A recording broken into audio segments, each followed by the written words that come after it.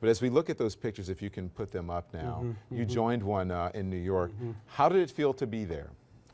It felt great, and the randomness of it, because I literally was just on my way to go speak at a documentary meeting, and I got out of the cab, and all of a sudden, a wave of humanity, literally thousands of people coming down the street, and I just joined them. There you are right there. Oh, what were geez, you doing yeah. and saying? I'm just saying, I didn't say anything. I let them talk.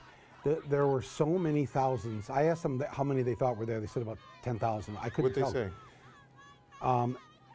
They are scared for their future. They are,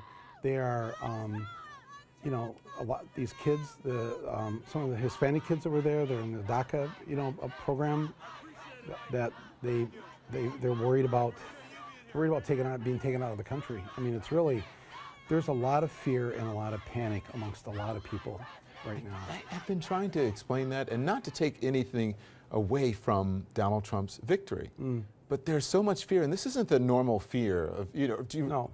Right. We're old enough to remember when Reagan was elected, and people were like, oh my gosh, it was like, you know, liberals were like just besides themselves, but it was in a different, beside themselves. Right, it was a different, this is completely different, and I don't really know how to qualify it.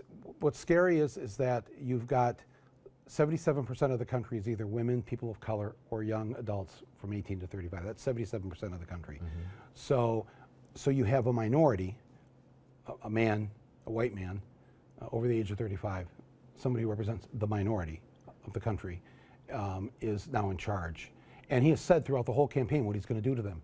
He has screamed into microphones, I'm going to deport 2 million of you. We'll start with you, the criminals, the 2 million of you who are criminals in the first couple weeks. I think they're justifiably scared, and maybe if you're not of that group, you don't understand that. But I heard it out there in the street, and it was intense. And I was very proud of the fact that so many young people came out, because his presidency has to be opposed right now.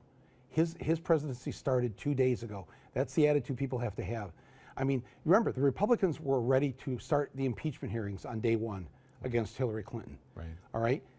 The other side needs to be ready to roll right now to do whatever needs to be done to stop his appointments to the Supreme Court. Is that right, though, to do that? Absolutely. You have to do it. You have to do it only because, look, I appreciate what President Obama said today. We like to see that. We like to see what Hillary Clinton said. Such a classy family. Yes, that's right. And you know, and it's like, you watch that and you go, that's the country I want to live in.